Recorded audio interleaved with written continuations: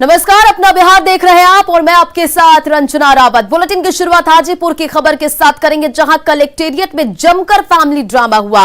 तस्वीरों को आप देखिए और समझिए कि ये फैमिली ड्रामा कितना जबरदस्त है। तस्वीर में जिस महिला को आप देख रहे हैं और महिला जिस पुरुष के कमर को पकड़कर खींच रही है वो उसका पति है। पति सरकारी शिक्षक है और पिछले 2 सालों से पत्नी और बच्चों को छोड़कर घर से फरार चल रहा था। आपको बताते चले कि फरार शिक्षक के 2 बच्चे हैं, बेटा 20 साल और बेटी 18 साल की है। फरार शिक्षक अभय कुमार सिंह किसी केस के सिलसिले में वकील से मिलने हाजीपुर व्यवहार न्यायालय चुपके से पहुंचा और इसकी भनक उसकी पत्नी ममता कुमारी और उनके बच्चों को लगी। तीनों कोर्ट आधम के और कोर्ट से निकलते ही कलेक्टेरिएट परिसर में अभय सिंह को पकड़ लिया। फिर क्या, तीनों के बीच घंटों फैमिली ड्रामा चलता रहा और पत्नी और बच्चे शिक्षक अभय सिंह को घर ले जाने की जिद पर अड़े थे और जबकि शिक्षक घर जाने को तैयार नहीं था। कलेक्टेरिएट में हंगामा देकर सूचना पर पुलिस आधम की और सभी को लेकर वहां से थाने चली गई। पति अभय कुमार सिंह का आरोप है कि उसकी पत्नी और बच्चे उसकी बात नहीं मानते हैं और वो इशारे पर चलते हैं। शिक्षक का ये भी आरोप है कि उसके साले की तरफ से उसे जान से मारने की धमकी दी जा रही है। हम आजीज होके मकान छोड़े, ठीक है। ये कौन लोग रहेंगे? नहीं, ये पत्नी में हम आजीज होके मकान छोड़े हुए हैं। ये 1 बजे रात तक घूमता है ना, ये 1 बजे रात की तरफ घूमता है, समझे ना। बेटी मेरे कंट्रोल में है ना बेटा कंट्रोल में है। ये पूरा मैके पर जा रही है हमको। इसका भाई हमेशा धमकी देता है, मार देंगे, पैसा दो और अलग रहो। इसका रिकॉर्डिंग मेरे पास है। क्या काम करते हैं? हम एज ए टीचर, सरकारी टीचर। अच्छा, क्यों पकड़े? इसलिए पकड़े हुए हैं कि 2 साल से घर से भागे हुए हैं। ये जो है सो हम लोग को पकड़ में नहीं आ रहे, ना कोर्ट में आ रहे हैं फैसला करने के लिए। इनका भाई जो है सो मारपीट कर केस किए हुए। ठीक है, 5 को केस लड़वा रहे हैं, खाना दाना बंद किए, बच्चा का पढ़ाई बाधित किए हुए। क्या नाम हुआ आपका? क्या नाम हुआ? मेरा ममता कुमारी नाम हुआ। इनका क्या नाम है? अभय कुमार सिंह। कब शादी हुई है? 2001 में। बच्चे कितने हैं आपके? 2, एक बेटी 20 साल की है, बेटा 18 साल का है। तो आपने ये तस्वीरें देखी, ये खबर आप देख रहे हैं इस वक्त हाजीपुर से, जहां शिक्षक अभय सिंह 2 साल से घर से फरार था। अब यहां दोनों तरफ से आरोप लग रहे हैं। पत्नी कह रही है कि उसके भाई मारपीट कर रहे हैं, केस दर्ज कराए हैं 5-5। वहीं पति कह रहा है कि बच्चे जो हैं वो कंट्रोल में नहीं है, पत्नी जो है वो मायके के इशारे पर चलती है। और अब इस पूरे मामले पर कई अहम सवाल, फैमिली ड्रामे पर कई अहम सवाल ये कि शिक्षक परिवार को छोड़कर क्यों फरार हुआ। सवाल ये, क्या अपनी जिम्मेदारी से भाग रहा है शिक्षक? सवाल ये भी कि अपनी जिम्मेदारी से आखिर क्यों भाग रहा है शिक्षक? और सवाल ये भी कि परिवार को संभालने की जिम्मेदारी किसकी? तो इस फैमिली ड्रामे पर कई अहम सवाल ये भी कि तंग है तो कोर्ट क्यों नहीं जाता शिक्षक? क्या आरोपी शिक्षक पर कार्रवाई होगी? सवाल ये भी, क्या घर से भागना ही सारी समस्याओं का समाधान है? और अधिक जानकारी के साथ संवाददाता प्रफुल्ल हमारे साथ इस वक्त फोन लाइन पर जुड़ गए हैं। प्रफुल्ल, देखिए ये फैमिली ड्रामा, लेकिन सवाल ये, क्या सारी समस्याओं से घर से भागना समाधान है? अब क्या कुछ पुलिस जो सभी को लेकर चली गई है, तो क्या कुछ कार्रवाई की जा रही, क्या कुछ अधिक जानकारी? जी देखिए, मैं आपको बता दूं कि ये ड्रामा जो था घंटों चला है, न्यायालय परिसर से लेकर समाहरणालय परिसर तक। और लोगों का जो भीड़ था वहां पे, ये तमाशबीन लोग बने हुए थे, लोगों की भीड़ वहां उमड़ गई थी। और स्पष्ट तौर पे पत्नी और जो उस शिक्षक के जो बच्चे हैं वो चाह रहे थे कि उनके पिता जो है वो घर वापस चले, लेकिन पिता जो मानने को तैयार नहीं थे। पुलिस पहुंची वहां पे, नगर थाना की पुलिस पहुंची और दोनों को साथ में ले गई है, वार्ता चल रही है। और स्पष्ट तौर पे देखिए, पत्नी का कहीं ना कहीं ये आरोप है कि जो शिक्षक पति हैं वो उन्होंने कहीं और या तो शादी कर ली है या किसी दूसरी महिला के साथ उनका कोई संबंध है, जिसके कारण वो 2 साल से घर से फरार थे। लेकिन उनका ये आरोप है, शिक्षक से भी बात हुई, शिक्षक ने भी ये कहा कि नहीं, फैमिली परिवार का जो माहौल था और जिसमें वो माहौल घर में रहने लायक नहीं था, जिसके कारण वो घर से निकल गए। तो ये तमाम बातें हैं, दोनों तरफ की बात, दोनों पक्ष की बात जो है वो पुलिस सुन रही है और लेकिन इसमें पत्नी की तरफ से एक बात और कही जा रही थी। पत्नी ने स्पष्ट तौर पे कहा कि अगर उनको जाना है या छोड़ना है तो कानूनी तौर पे जो होता है, जो प्रक्रिया होती है उसको पूरा करके, और वो जो हर्जाना या मुआवजा जो कहे, जो परिवार को चलाने के लिए जो होना चाहिए उसकी वो डिमांड कर रहे हैं। लेकिन शिक्षक जो है वो कुछ सुनने को तैयार नहीं थे। वो पिछले 2 साल से लापता थे, घर परिवार को छोड़कर गायब थे, और ये परिवार जो था वो परेशानी में अपने पिता के, अपने जो गार्जियन अभिभावक जो घर के हैं उनकी तलाश कर रहा था। और आज अचानक वो न्यायालय परिसर में दोनों की मुलाकात हो जाती है। चलिए प्रफुल्ल, आप इस पूरे मामले पर नजर बनाए रखें। फिलहाल इन तमाम जानकारियों के लिए बहुत बहुत शुक्रिया। एक बार फिर से वो तस्वीरें और वो बातें सुनिए जो ये फैमिली ड्रामा हुआ है कलेक्टेरिएट ऑफिस के पास।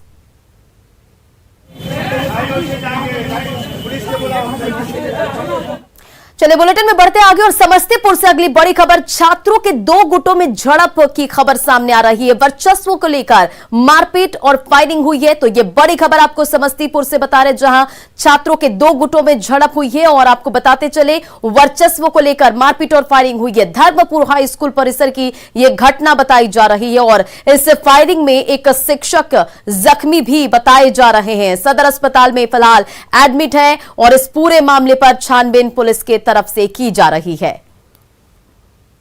और अगली बड़ी खबर पटना से, जहां किदवईपुरी में एक बड़ा हादसा टला है। स्कूल बस पलटने से बच गई और सड़क में गड्ढा कर छोड़ दिया गया था, जिससे एक स्कूल बस वहां पलटने से बच गई और एक बड़ा हादसा टल गया। आपको बताते चले, नमामि गंगे परियोजना के तहत सड़क जो है वो बदहाल है और ये तस्वीरें आपके सामने कि किस तरह से स्कूल बस है उस गड्ढे में पलटने से वो बच गई और लोगों को काफी परेशानियों का सामना करना पड़ रहा है।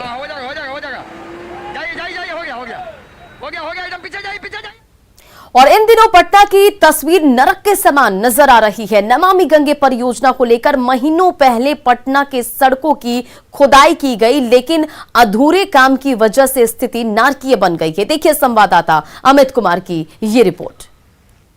नमामि गंगे प्रधानमंत्री का ड्रीम प्रोजेक्ट है और इस योजना के तहत पूरे पटना में और आसपास में वर्क जो है वो जारी है। पिछले कई महीनों से नमामि गंगे के तहत पटना की सड़कें जो है वो खोद करके छोड़ दी गई और इसको लेकर के हाई कोर्ट ने भी जो है संज्ञान लिया और फटकार लगाया। नमामि गंगे के तहत जो काम करने वाली एजेंसियां हैं उसे फटकार लगाया। बावजूद इसके देख सकते हैं कि पटना के कई ऐसे इलाके हैं जहां अभी भी सड़कें खुदी हुई है। सड़कों की पिचिंग करने का काम आदेश जो है वो हाई कोर्ट से दिया जा चुका है। 15 तारीख यानी कि 15 मई को डेडलाइन है। अगर उस दिन तक ये सड़कें नहीं पिच कर दी जाएगी वापस से तो हाई कोर्ट जो है कड़े फैसले ले सकता है।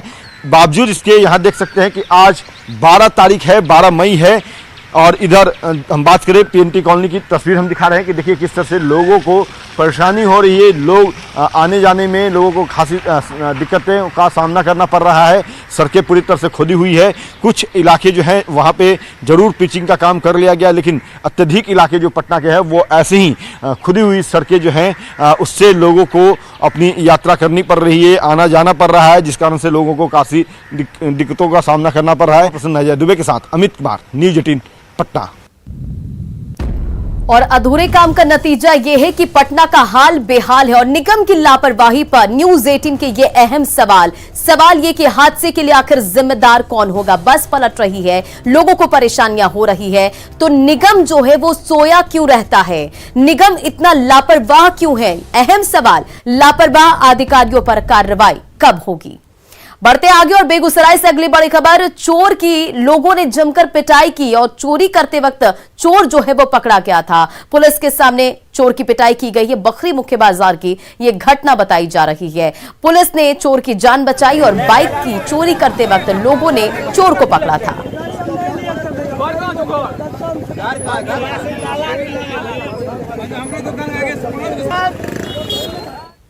और अब एक बहुत बड़ा खुलासा न्यूज़ 18 करने जा रहा है। बीपीएससी पर न्यूज़ 18 का बहुत बड़ा खुलासा। करीब 5 साल से कई अधिकारी जो हैं वो बीपीएससी में जमे हुए हैं। 3 साल से तबादला नहीं हुआ है। तो ये एक अहम खबर, बड़ी खबर, एक बड़ा खुलासा न्यूज़ 18 की तरफ से। डिप्टी कलेक्टर रैंक के हैं 8 अधिकारी, 7 साल से जमे हैं। 18 सेक्शन ऑफिसर, 10 साल से सहायकों का ट्रांसफर नहीं हुआ है। साथ ही 54 सहायक वर्षों से आयोग में पोस्टेड हैं। न्यूज 18 के पास सभी नामों की लिस्ट मौजूद है। तबादले का नियम इन पर लागू नहीं है। अधिकारियों और कर्मियों की कार्यशैली पर कई अहम सवाल उठ रहे हैं। और आपको बताते चले कि 2 दिन पहले ही बीपीएससी का पेपर लीक हुआ था और अब ये एक कहीं ना कहीं गंभीर सवाल, गंभीर आरोप कि करीब 10 साल 5 साल से अधिकारियों का तबादला क्यों नहीं हुआ है। अधिकारियों की कार्यशैली पर सवाल उठ रहे हैं। 7 साल से जमे हैं 18 सेक्शन ऑफिसर। तो ये एक बहुत बड़ा खुलासा बीपीएससी पर न्यूज 18 की तरफ से। आपको बताते चले कि 3 साल से तबादला नहीं हुआ है। डिप्टी कलेक्टर रैंक के 8 अधिकारी 7 साल से जमे हुए हैं। 18 सेक्शन ऑफिसर, 10 साल से सहायकों का ट्रांसफर नहीं हुआ है। साथ ही आपको बताते चले कि 54 सहायक वर्षों से आयोग में पोस्टेड है और सभी का जो लिस्ट है, सभी का जो नाम है वो न्यूज 18 के पास मौजूद है। आपको बताते चले कि तबादले का नियम इन पर लागू नहीं है। अधिकारियों और कर्मियों की कार्यशैली पर कई अहम सवाल उठ रहे हैं।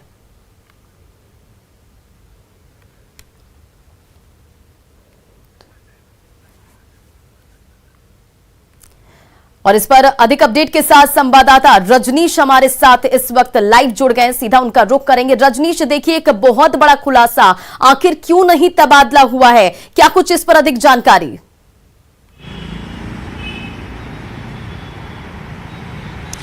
देखिए, बिल्कुल बीपीएससी पर इससे पहले भी लगातार आरोप लगता आया है। घोटाले का आरोप है, गड़बड़ी का आरोप लगता आया है। और इससे पहले जो भी अधिकारी रहे हैं, मैं बता दूं आपको कि परीक्षा नियंत्रक से लेकर उप सचिव रैंक के अधिकारी, ओएसडी रैंक के अधिकारी, जो डिप्टी कलेक्टर होते थे, उनका यहां पर जब पदस्थापन किया गया उसके बाद तकरीबन 5 साल से लेकर 7 साल तक यहां पर लगातार वो पदस्थापित हैं। वर्तमान में भी ऐसे 6 से 7 अधिकारी हैं जो अभी उच्चस्थ पोस्ट पर बैठे हुए हैं, अब तक तबादला नहीं हुआ है। सवाल उठना लाजमी है। हालांकि जो सहायक हैं या फिर जो प्रशाखा पदाधिकारी हैं, उनको लेकर आयोग के पास कोई जवाब नहीं है। वो कह रहे हैं कि इसका एक अलग कैडर है बीपीएससी का और यहाँ पर ट्रांसफर नहीं हो सकता है। लेकिन जो खबर आ रही है कि सामान्य प्रशासन विभाग चाहेगा तो ऐसे कर्मियों का, सहायक का और जो प्रशाखा पदाधिकारी है उनका तबादला हो सकता है। आखिर 3 साल से ज्यादा जो अधिकारी हैं वो यहाँ पर क्यों जमे हुए हैं?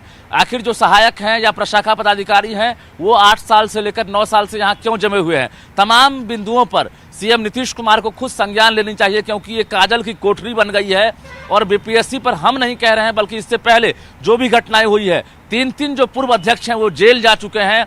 वर्तमान में एक बार फिर से इस आयोग पर दाग लगा है। और दाग यूं ही नहीं लगा है, बल्कि बीपीएससी में जब 6 लाख परीक्षार्थी जब परीक्षा में शामिल हो गए थे, उसके बाद अचानक परीक्षा खत्म होने के बाद पेपर लीक होता है और परीक्षा रद्द हो जाती है। तो निश्चित रूप से जो कर्मी हैं या अधिकारी हैं, उनके रवैये पर सवाल उठ गया है पूरे सिस्टम पर। तो सरकार को चाहिए कि जो वर्षों से जमे हुए अधिकारी हैं, ओएसडी हैं, डिप्टी सेक्रेटरी हैं या फिर ज्वाइंट सेक्रेटरी हैं, उनका तबादला क्यों नहीं किया जाए? 5 साल से लेकर 7 साल तक आखिर वो यहाँ पर क्यों जमे हुए हैं? तो निश्चित रूप से सरकार की कहीं ना कहीं मेहरबानी है, तभी यहाँ पर जो आयोग में अधिकारी बैठे हुए हैं। आज भी वहां पर जो है कहीं ना कहीं मलाईदार पोस्ट है। लोग कह रहे हैं कि बीपीएससी से लोग जाना नहीं चाहते हैं।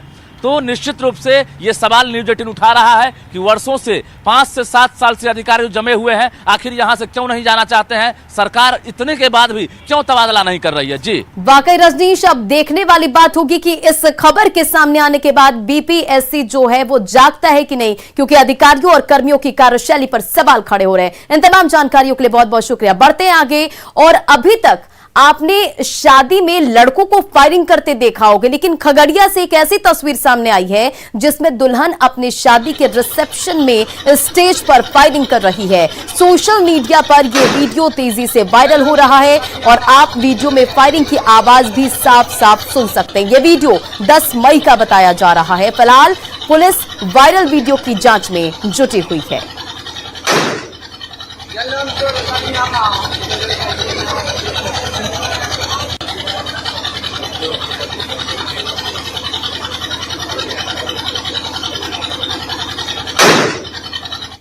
और बिहार में एक बार फिर लाउड स्पीकर पर बहस तेज हो गई है। पटना के महावीर मंदिर पहुंचे जगत गुरु रामभद्राचार्य ने देश में लाउड स्पीकर पर रोक लगाने की बात कह दी है और उन्होंने कहा कि लोगों को इसकी जरूरत समझनी चाहिए और लाउड स्पीकर पर रोक लगनी चाहिए। इतना ही नहीं, उन्होंने काशी की ज्ञान व्यापी मस्जिद के सर्वे को भी जरूरी बताया और कहा कि देश राम के आदर्शों पर चलेगा।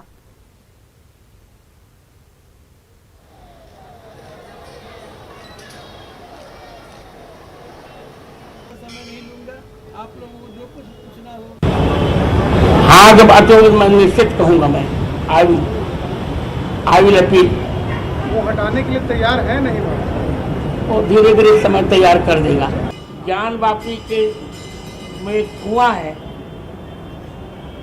उसको इन लोगों ने मस्जिद में घेर लिया। ज्ञान वापी के जल को एक बूंद जो पी लेता है वो सर्वोच्च विद्वान हो जाता है। मैंने भी ज्ञान वापी का जल पिया है, इससे वहाँ का सर्वे बहुत उचित है। इन लोगों ने जो किया बहुत गलत किया है। यदि भारत में रहना है तो रघुबर का होकर रहना पड़ेगा, बाबर का होकर नहीं रहना पड़ेगा। और अब देखिए सवाल उठता है और यहां सवाल ये कि क्या बिहार में बंद होगा लाउड स्पीकर? तो लाउड स्पीकर पर कई अहम सवाल ये भी, क्या बिहार सरकार मानेगी बैन की मांग? और सवाल ये भी, क्या कम होगी लाउड स्पीकर की आवाज?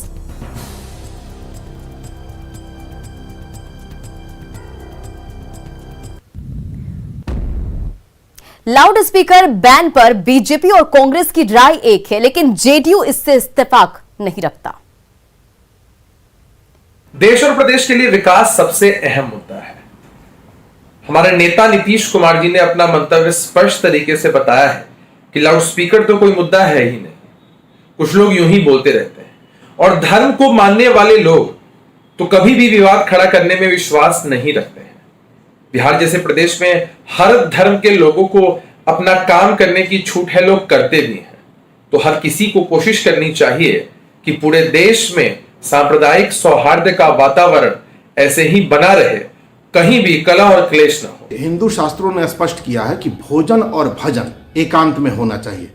सार्वजनिक भजन को धर्म से दूर रखा गया है। हमारे शास्त्रों ने माना है कि वो भिक्षाटन के लिए है, उसमें धर्म नहीं है। और लाउड स्पीकर तो धर्म का हिस्सा हो ही नहीं सकता। ये तो बहुत बाद में आया है। धर्म बहुत पुरानी चीज है। लाउड स्पीकर तो बिजली के आविष्कार के भी बहुत बाद में आया है।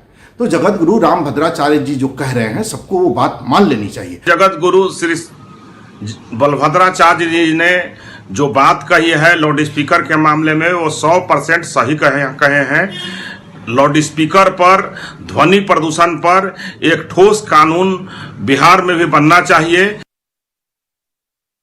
और अगली खबर गोपालगंज से, जहां गोपालगंज में कोबरा सांप ने एक महिला को डस लिया और सांप के डसने के बाद परिजन अंधविश्वास में फंसकर इलाज कराने की बजाय ओझा गुनी और तांत्रिक से झाड़ फूंक कराने लगे, जिससे महिला की मौत हो गई। ये पूरा मामला सिद्धवलिया थाना क्षेत्र के शेर गांव का है। आपको बताते चले कि मृतक महिला का नाम अख्तरी खातून है, जो शेर गांव निवासी नूरुल इस्लाम की पत्नी है। परिजनों के मुताबिक अख्तरी खातून आज सुबह मिट्टी का चूल्हा जलाने के लिए वहां पर गई थी, जहां चूल्हा में सांप था, बैठा हुआ था, जिसने सांप ने डस लिया। और घटना के बाद महिला का इलाज कराने के बजाय परिजन 3 घंटे तक झाड़ फूंक कराते रहे। हालात बिगड़ने पर अस्पताल में भर्ती कराया गया, जहां महिला ने दम तोड़ दिया। वहीं डॉक्टरों ने इलाज के लिए अस्पताल में देरी से पहुंचने की वजह से महिला की मौत होने की बात कही है। साथ ही अपील की है कि सांप काटने के बाद अंधविश्वास में आकर झाड़ फूंक कराने के बजाय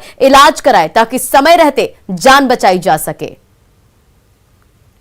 सदर अस्पताल में यहाँ पे एंटी स्नेक वेनम 24 आवर उपलब्ध है और लोगों से अपील है कि सांप कट्टी के बाद जो है ओझा वगैरह या ये गुनी वगैरह झाड़ फूंक करने वालों के पास नहीं जाएं, सीधे उनको नियरेस्ट जो हॉस्पिटल है यहाँ पे एंटी स्नेक वेनम उपलब्ध है। यहाँ पे 24 आवर जो है मैं कभी भी आ करके अपनी सेवा प्राप्त कर सकते हैं। और अब बिहार के मौसम का मिजाज भी जान लीजिए। बारिश का अलर्ट जारी किया गया है, तापमान में गिरावट का अनुमान है और अगले 5 दिनों के लिए अलर्ट जारी किया गया। तो लगातार मौसम का मिजाज बदल रहा है और बिहार से जुड़ी हुई है अपडेटेड खबर आपको, जहां बारिश को लेकर अलर्ट जारी किया गया है, साथ ही तापमान में गिरावट का अनुमान है और अगले 5 दिनों के लिए यह अलर्ट मौसम विभाग के द्वारा जारी किया गया है। लोगों ने आज जो पूर्वानुमान जारी किया है उसके अनुसार एक हमारा ट्रफ लाइन जो बन रहा है फुटहिल्स में, और ये जो ट्रफ लाइन के कारण जो है अगले 5 दिनों के दौरान जो आप देखेंगे कि फुटहिल्स में और जो पूर्वोत्तर भारत में है, जो पूर्वोत्तर बिहार के ज़िले हैं उसमें आपको जो है थंडरस्टॉर्म एक्टिविटी और साथ ही साथ आपको ये रेन होने के चांसेस है। और अपना बिहार के इस बुलेटिन में फिलहाल इतना ही। बने रहे आप न्यूज़ 18 बिहार झारखंड के साथ।